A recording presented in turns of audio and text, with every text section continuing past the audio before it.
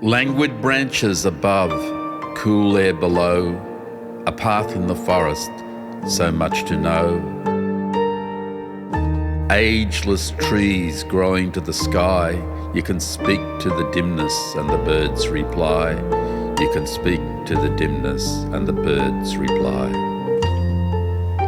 Unshackled, his soul struggled to find any grounding limits.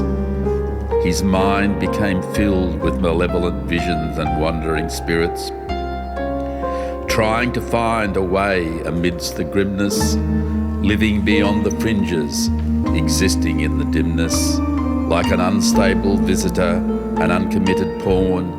To the darkness of the forest he was progressively drawn.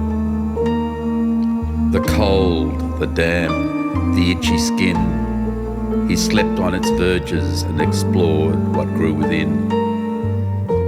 Emotions struggled to be felt, brooding anger and misplaced love. Sunlight filtered down from the canopy above.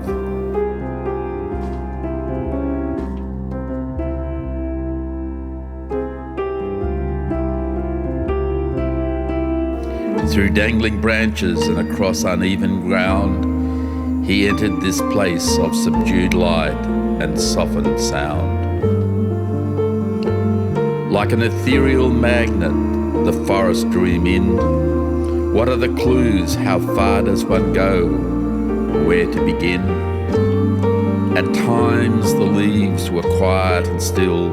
He could feel the night and the approaching chill.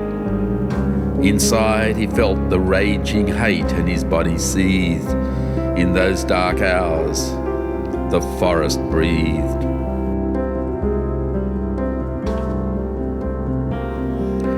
No longer did he seem to care for anything. He withdrew from everyone and everything. The spirits merged with the trees and the vines. He could see the faces of the dead. He could read the signs. They came to him in the night as he dreamed, and they spoke to him, or so it seemed, or so it seemed. He ate little and his body grew thin. There were signs of trauma on his ravaged skin. He lived in the shadows and avoided the news.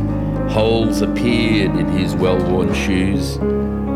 He existed in the space between the living and the fully dead, occupied by the lonely struggle within his head. Struggling forever with the how and the why, one evening he went to the forest to die. Struggling yet with what to believe, to enter the forest but to never leave. Like a man crawling along a dangerous ledge, in near darkness he finally came to the edge. Unseen birds tweeted in the dim light. Perhaps the time had come to relinquish the fight. The rope hung heavy in his hand, yet it was something he could not yet understand. He had planned for this, but now he faced a wall, and with his last free thought, he made one last call. In their headlights he came into view, flashing lights and men in blue. They found him on the mountain among the trees, crying gently on his knees. The hospital was loud and filled with light, quite unlike the forest of the night. He paced the ward up and down, around and around, a blunted, unsmiling face on display as he unwound.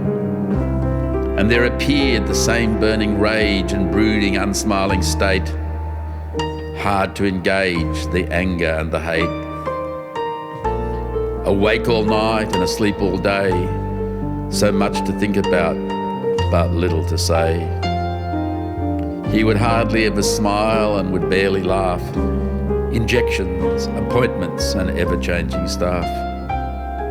He had written a book about his spirit land, difficult to read and hard to understand.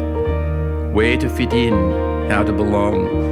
He painted stark pictures, he played his song. He lived in a world with his untethered twin, and he would return to the forest as darkness settled in. His inner dialogue played in his ears, his resentments, his anger, his inner fears. He followed stories of yowies and mythical creatures and was susceptible to the gospels of charlatan preachers. At times, his inner violence erupted in his outer world, a tortured psyche in pain unleashed and unfurled. How to contain what spilled into view, how to support or to know what to do, to construct a way, to make a plan. He drove with me to where it began.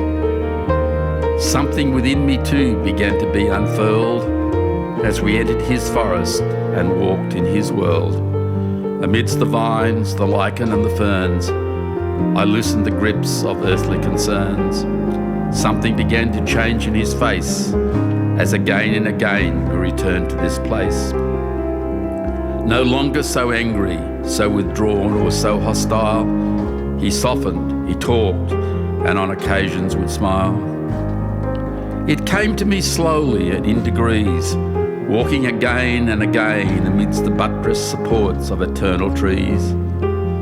Though it had seemed so hard to comprehend, the forest was not my enemy, it was our friend. Languid branches above, cool air below, a path in the forest, so much to know. Ageless trees growing to the sky, you can speak to the dimness and the birds reply. You can speak to the dimness and the birds reply.